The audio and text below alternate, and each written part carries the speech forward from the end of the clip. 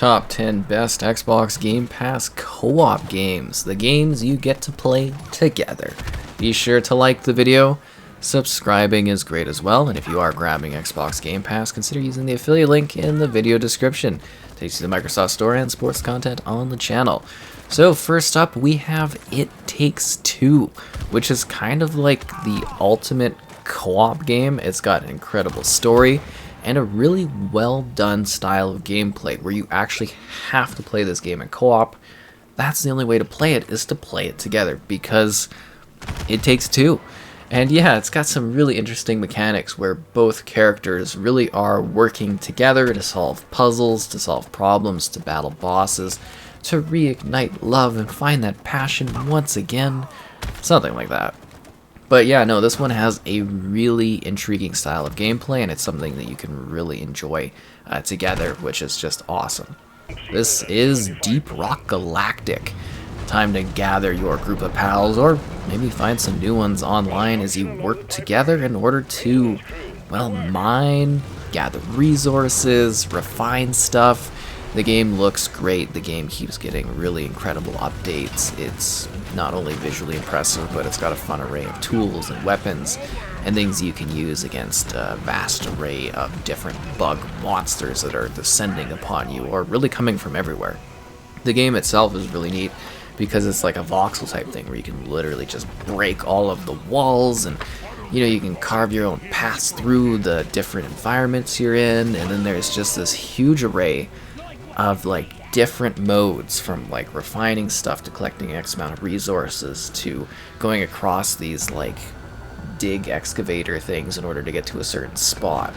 This game is really awesome and a lot of fun to play in a group. This is Gears of War Ultimate Edition. So the Gears of War franchise has always been about cooperative play, usually 2 players, depending on the Gears game, maybe a couple more, which is awesome. But yeah, it really is going back to this original game where the concept is that you are working together. You are a squad, but it is about that 2-player adventure where you are battling against the Locust Horde. And that experience evolves and it changes over the course of the games, but it really is, at the heart of it, meant to be played with another player. It's really quite cool. It's a mature, intense storyline. And sure, you could pick like any of the Gears titles for sure, because like I said, they offer different levels of cooperative play.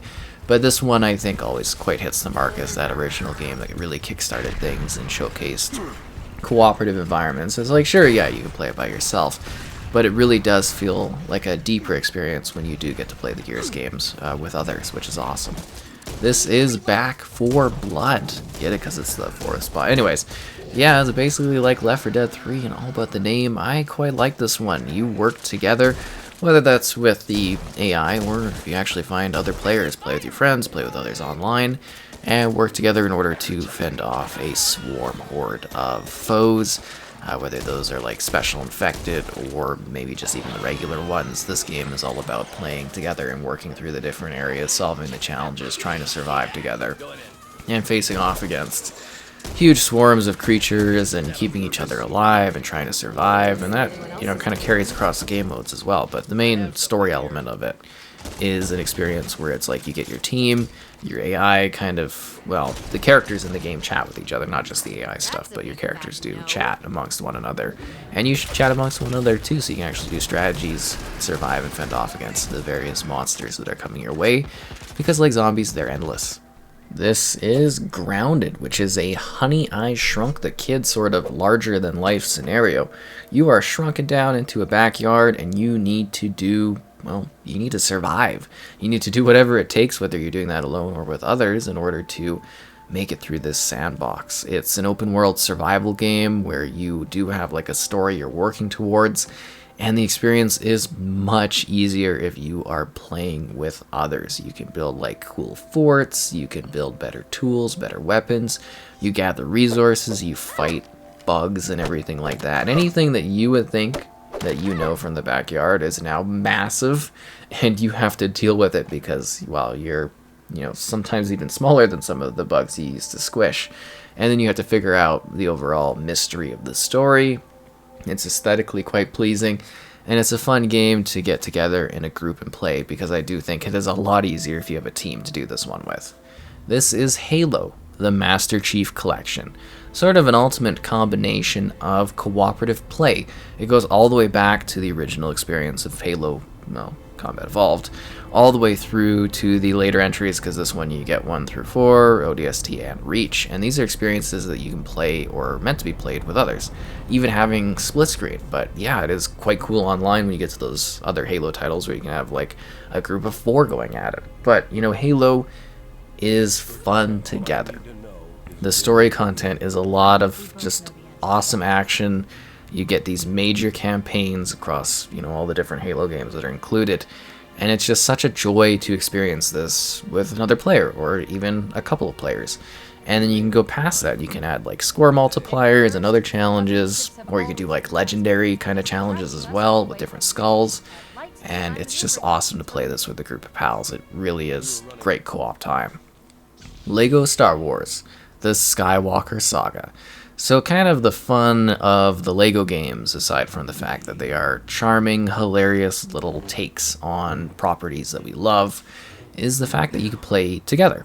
You know, drop in, drop out kind of co-op action, where you can take on the universe together. And that has always been such a cool part of all of the different LEGO games they have released. And with LEGO Star Wars, you can literally experience the magic of the entire franchise of Star Wars in Lego form together, and that's magical. It's awesome, you know, because, you know, cooperatively you might be playing with someone that's younger in your family, or you might just be playing with a buddy, and there's so many different planets and so many different places and so many different collectibles and so many different things for you to do. It's just like an ultimate Star Wars package, Legoized, and it's a lot of fun. This is Minecraft, which is, you know, something you can play alone, but a lot of the fun I have had in Minecraft is playing with others, building worlds with others, exploring with others, doing Minecraft Marketplace map content with other people, building a realm with others, exploring, doing PvP, you know, well, you kind of be against each other, but, you know, you can set up matches where you play with another pal and you do battles and stuff. But the idea of it is that Minecraft is something where you're basically, you know, it's like Lego, but in a video game format. You're just building together. You know, your one pal might be more adventurous. You might be someone that likes to do crafting. You might have somebody that runs, you know, the animal husbandry in regards to, like, collecting cows, whereas you might like to go and fight things, or someone else might like to do this. And you can do that together with large groups of players, which is awesome. There's, like, limitless things you can do together in Minecraft. I think that makes it a lot of fun, is actually working as a team. This is Sea of Thieves. Speaking of teams, the ultimate pirate simulation where, well, I don't really know if you can even play this by yourself, but the idea is you get together and you sail ships and you go on pirate adventures to collect loot and treasure, and you fight monsters and skeletons, and you do the story content, and you manage the ship together. You know, someone's got to sit there and like sail and set the sails, and someone's got to sit there and actually like manage your direction. Someone's got to watch the map as to where you're going. Sea of Thieves requires cooperative play to actually effectively be doing anything in it. And the places you'll see and the things you'll do are adventurous and magical and fun and exciting. And the more players you have, the larger the boat you can kind of run, which is cool. Or you can get like a smaller boat and be more intense about it. But yeah, no, the cooperative play of Sea of Thieves is awesome to experience. It's also kind of frantic if you jump into Overcooked 2, which is a game about basically running a restaurant where you have to prepare food. If you're playing by yourself, you still have to play with multiple stuff. But yeah, this game is quite a fun, frantic, cooperative time where it can be extremely stressful if you are trying to cook and make food and nothing's going right. And yeah, no, Overcooked is a cooperative game at its absolute core, where you need to manage things in order to be even, you know, slightly successful. But it can get really frustrating and intense too, depending on who you're playing with. So yeah, this is an awesome cooperative game that will definitely test your team skills. So once again, liking the video is great, subscribing is great as well, and as I mentioned, if you are grabbing Xbox Game Pass, consider using that affiliate link in the video description, and hopefully you found something cool, new, and exciting to play with another, or maybe a couple people, because cooperative play is awesome play.